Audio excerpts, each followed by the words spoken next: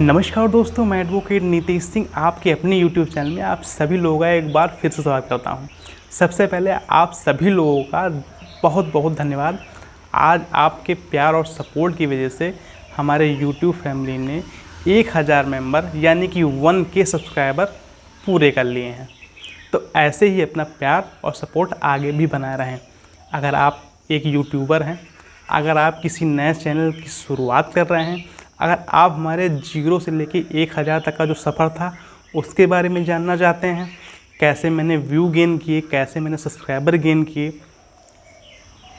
तो आप comment box में अपनी बात रख सकते हैं। मैं उस पर एक वीडियो स्पेशल बना दूंगा। तो आते हैं आज के विषय पर। आप लोगों की रिक्वेस्ट पे आज से हम आईपीसी की एक सीरीज़ की शुरुआत कर रहे हैं, जिसमें हम लोग क्या करेंगे कि एक ही वीडियो में पूरे एक चैप्टर को कवर करने की कोशिश करेंगे। आईपीसी के जो सेक्शन है उसमें जो भी इम्पोर्टेंट केस हैं साथ में उनको भी समझते चलेंगे, और आईपीसी के जो इम्पोर्टेंट केस है आपको उसको याद करने की ट्रिक भी बताता चलूँगा, जिससे कि आपको सेक्शन आसानी से याद हो जाए। तो कुल मिला के ये वीडियो बहुत ही इम्पोर्टेंट होने वाली है, खासकर उन लोगों के लिए जो कि लॉ से जुड़े हैं या फिर जो लोग लॉ के स्टूडेंट हैं। तो अगर आप हमारे चैनल पे नए हैं, हमारी वीडियो को पहली बार देख रहे हैं, तो चैनल सब्सक्राइब करके नोटिफिकेशन बेल ऑन करना बिल्कुल भी ना भूलें, जिससे कि हमारे आने वाली वीडियो की नोटिफिकेशन आपको टाइम से मिलते रहें। मैं ऐसे ही हमारी कानून और संविधान से जुड़ी वीडियो लाता रहता हूँ। तो without wasting time, let's start.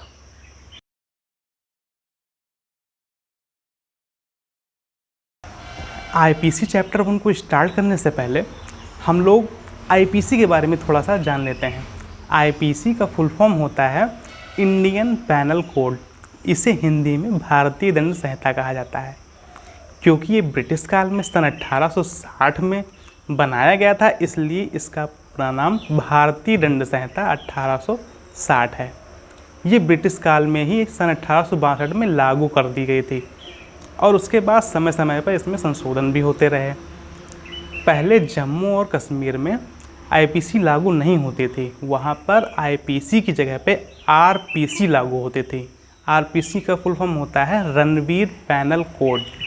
लेकिन आर्टिकल 370 के हटने के बाद अब जम्मू कश्मीर सहित संपूर्ण भारत में अब आईपीसी ही लागू होती है। अब अगर हम चैप्टर 1 की बात करें तो चैप्टर 1 में 5 सेक्शन हैं। तो जो फर्स्ट सेक्शन में सिर्फ यही बताया गया है कि इस संहिता का नाम क्या है और ये कहाँ कहाँ पे लागू होती है, जो कि मैं आपको पहले ही बता चुका हूँ। अब इसके बाद आता है सेक्शन 2। तो सेक्शन 2 को जानने से पहले हम लोग सेक्शन 2 की बुक लैंग्वेज देख लेते हैं। सेक्शन 2, भारत के भीतर किए गए अपराधों का दंड। हर व्यक्ति इस संहिता के उपबंधों के प्रतिकूल हर कार्य या लोप के लिए जिसका वह भारत के भीतर दोषी होगा, इसी संहिता के अधीन दंडनीय होगा, अन्यथा नहीं। आईपीसी सेक्शन 2 कहती है कि अगर कोई व्यक्ति भारत के भीतर कोई ऐसा कार्य करता है जो कि आईपीसी के अंतर्गत अपराध माना गया है, तो उस व्यक्ति को आईपीसी का दोषी माना जाएगा और उस व्यक्ति को आईपीसी के अंतर्गत ही दंडित किया जाएगा। यहाँ पे ये बात बिल्कुल ही मैटर नहीं करती कि वो व्यक्ति किस धर्म का है, किस मज़हब का है, या फिर वो व्यक्ति किस जाति का है, या फिर वो किस देश का है, ये भी मैटर नहीं करता है। यानी कि अगर कोई विदेशी व्यक्ति आकर या फिर किसी दूसरी देश का व्यक्ति आकर भारत में कोई ऐसा कार्य करता है जो कि आईपीसी के अंतर्गत अपराध है, तो वो विदेशी व्यक्ति भी आईपीसी का दोषी माना जाएगा और उसे आईपीसी के अंतर्गत ही दंडित किया जाएगा।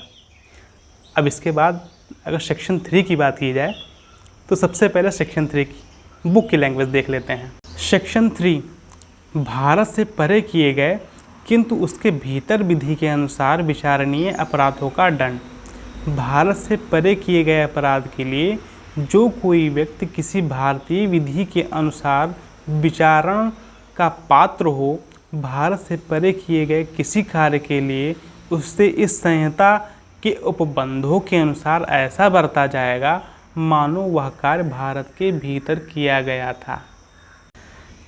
आईपीसी सेक्शन 3 कहती है कि अगर किसी व्यक्ति के ऊपर भारतीय कानून के हिसाब से मुकदमा चलाया जा सकता है, वो भी उस अपराध के लिए जो अपराध उसने भारत से बाहर किया हो, तो जो एक्ट उसने इंडिया से बाहर किया है वो यही माना जाएगा कि वो एक्ट इंडिया के अंदर किया गया है।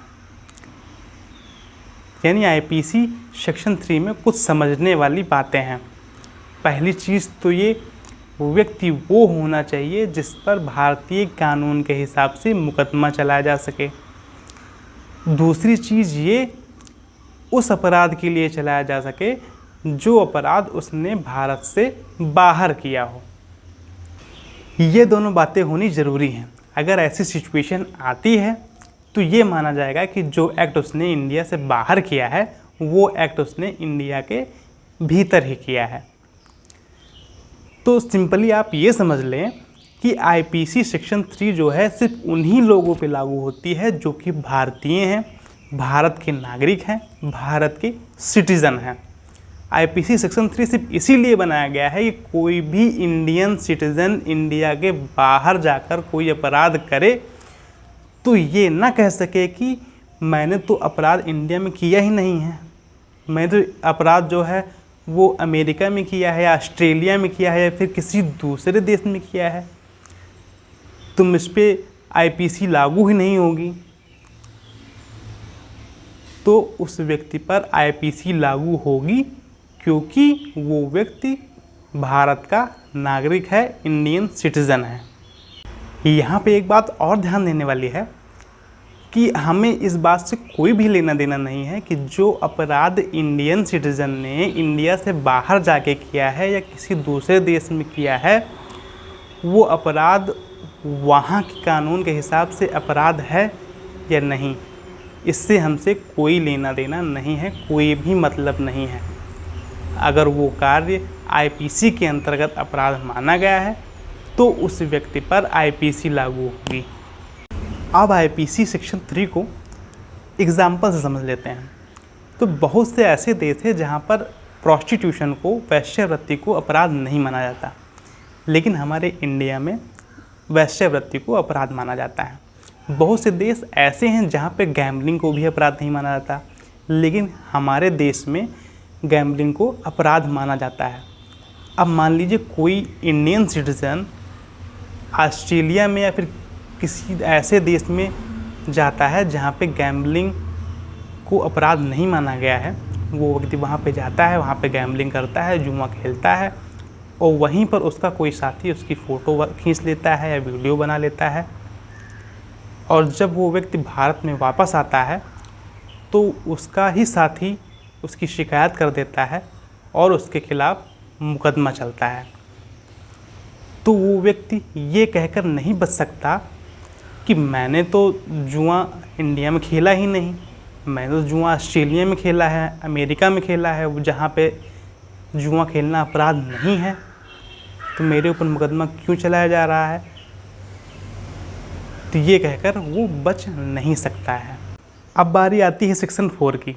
तो पहले हम सेक्शन 4 की बुक की लैंग्वेज देख लेते हैं। सेक्शन 4 राज्य क्षेत्रातीत अपराधों पर संहिता का विस्तार। इस संहिता के उपबंध: नंबर 1, भारत से बाहर और परे किसी स्थान में भारत के किसी नागरिक द्वारा। नंबर 2, भारत में रजिस्ट्रीकृत किसी पोत या विमान पर, चाहे वो कहीं भी हो, किसी व्यक्ति द्वारा किए गए किसी अपराध को भी लागू है। नंबर 3, भारत में स्थित कंप्यूटर संस्थान को लक्ष्य करके भारत के बाहर और परे किसी स्थान में अपराध कारित करने वाले किसी व्यक्ति के द्वारा दिए गए किसी अपराध को भी लागू होगा।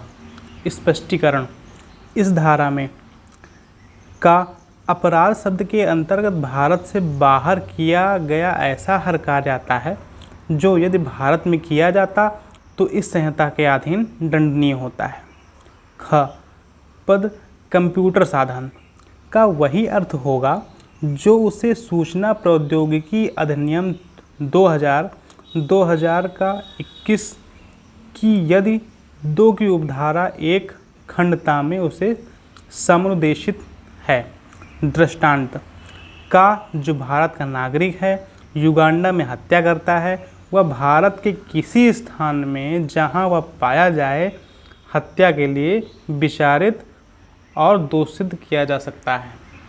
आईपीसी सेक्शन 4 कहती है कि कोई भी इंडियन सिटीजन अगर इंडिया के बाहर कोई अपराध करता है या फिर कोई भी व्यक्ति अगर अपराध करता है उस शिप पर, उस एयरक्राफ्ट पर जो कि इंडिया में रजिस्टर्ड है, फिर चाहे वो एयरक्राफ्ट या शिप दुनिया के किसी भी कोने में क्यों ना हो, उस व्यक्ति पर आईपीसी सेक्शन 4 लागू होगी। अब आईपीसी सेक्शन 4 को 3 सबसेक्शन में डिवाइड कर दिया गया है। आइए बारी बारी से इनको भी समझ लेते हैं।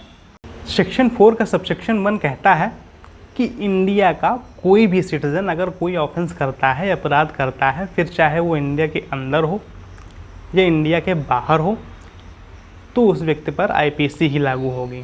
मान लीजिए कोई इंडिया का सिटीज़न है, वो अमेरिका में जाता है या किसी और देश में जाता है, वहाँ पे कोई ऑफेंस करता है, तो वो ये कहकर नहीं बच सकता है कि बेशक मैं इंडियन सिटीज़न हूँ लेकिन मैंने जो ऑफेंस किया है वो इंडिया में नहीं किया है, इंडिया से बाहर किया है, तो मुझ पे आईपीसी लागू नहीं होगी।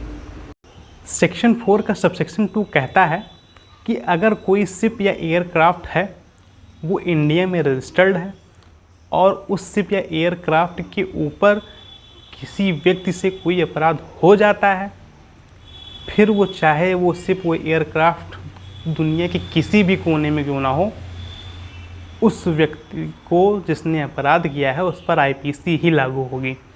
यहाँ पे 3 बातें ध्यान देने वाली हैं। पहली चीज़ तो ये कि जो एयरक्राफ्ट है, जो शिप है, वो इंडिया में रजिस्टर्ड होना चाहिए। दूसरी बात ये कि जो ऑफेंस होना चाहिए, जो अपराध होना चाहिए, वो उस एयरक्राफ्ट के ऊपर या शिप के ऊपर होना चाहिए। तीसरी चीज़ ये कि कोई भी व्यक्ति ऑफेंस कर सकता है, कोई ज़रूरी नहीं है कि वो इंडिया का ही व्यक्ति हो, किसी भी देश का व्यक्ति है, वो अगर इंडियन में रजिस्टर्ड शिप या एयरक्राफ्ट पर अपराध करता है तो उस पर आईपीसी ही लागू होगी। यहाँ पे एक बात गौर करने वाली है कि ये ज़रूरी नहीं है कि वो एयरक्राफ्ट या फिर वो शिप किस देश का है, वो किसी भी देश का हो सकता है, बस वो रजिस्टर्ड इंडिया में होना चाहिए। यहाँ पे ये भी ज़रूरी नहीं है कि वो शिप या एयरक्राफ्ट इंडिया में ही हो, वो दुनिया के किसी भी कोने में हो, कहीं पे भी हो, बस वो रजिस्टर्ड इंडिया में होना चाहिए। और यहाँ पे ये भी ज़रूरी नहीं है कि जो व्यक्ति है, जो ऑफेंस करने वाला है, वो भारतीय सिटीज़न ही हो। वो किसी भी देश का अगर कोई व्यक्ति है, वो अगर इंडियन में रजिस्टर्ड किसी एयरक्राफ्ट में या शिप पे कोई ऑफेंस करता है तो उस व्यक्ति पर आईपीसी लागू होगी। अब सेक्शन 4 के सबसेक्शन 2 को एक एग्जांपल समझ लेते हैं। मान लीजिए कोई शिप है जो कि इंडिया में रजिस्टर्ड है और वो अमेरिका के समुद्र में है और उस शिप पर अमेरिका का ही कोई व्यक्ति किसी दूसरे अमेरिका के ही व्यक्ति की हत्या कर देता है। अब यहाँ पे ध्यान दें, मरने वाला भी अमेरिकन है, मारने वाला भी अमेरिकन है। जहाँ पे मर्डर हो रहा है, ऑफेंस हो रहा है, वो जगह भी, वो समुद्र भी अमेरिका में है, लेकिन वो मर्डरर, वो हत्या करने वाला, उस पर आईपीसी ही लागू होगी। क्यों लागू होगी?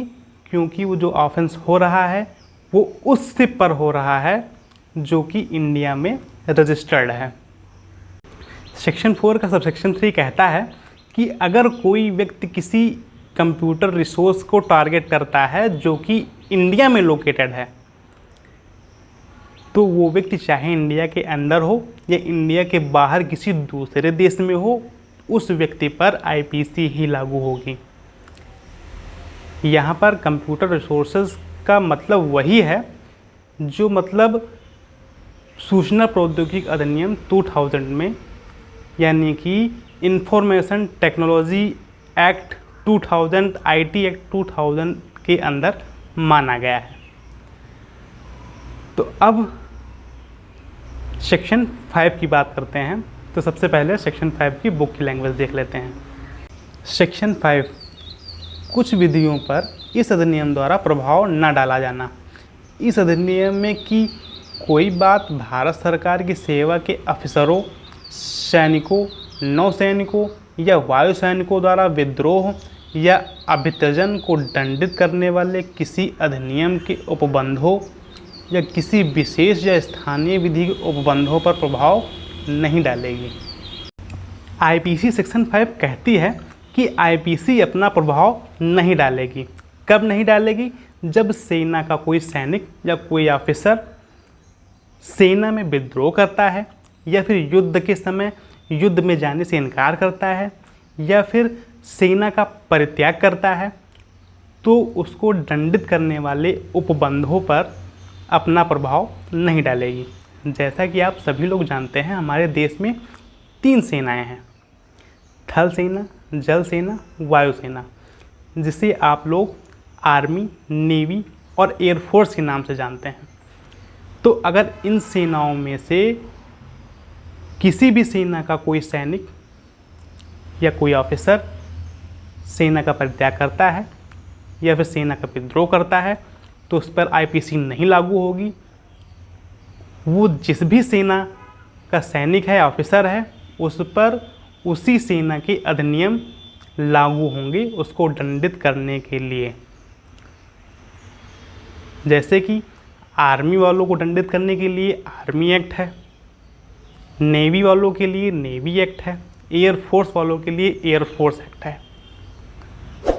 तो यहाँ पे एक बात स्पष्ट है कि IPC तभी उन पर लागू नहीं होगी जब सेना का सैनिक या ऑफिसर सेना का परित्याग करता है या फिर सेना में विद्रोह करता है, तभी लागू नहीं होगा। और इसके अलावा अगर कोई और ऑफेंस करता है, मर्डर, किडनैप, रेप ऑफेंस करता है, तो उस पर IPC ही लागू होगी।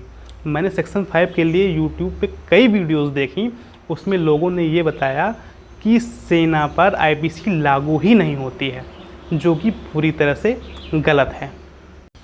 आशा करता हूँ आपको IPC का चैप्टर 1 अच्छे से समझ में आ गया होगा। अगर अभी भी आपको चैप्टर 1 में सेक्शन 1 से सेक्शन 5 तक कोई डाउट है, या आप कानून से रिलेटेड किसी और विषय हमसे जानकारी चाहते हैं, तो कमेंट बॉक्स के माध्यम से जुड़ सकते हैं और अपनी बात रख सकते हैं। अगर आपको वीडियो अच्छी लगी हो, वीडियो में थोड़ी सी भी जानकारी आपको मिली हो, तो वीडियो को लाइक करें और शेयर करें। तो मैं एडवोकेट नीतीश सिंह मिलता हूँ ऐसे ही किसी और नॉलेज वीडियो में। तब तक आप घर पे रहें, स्वस्थ रहें, अपना ख्याल रखें, अपने घर वालों का ख्याल रखें। जय हिंद।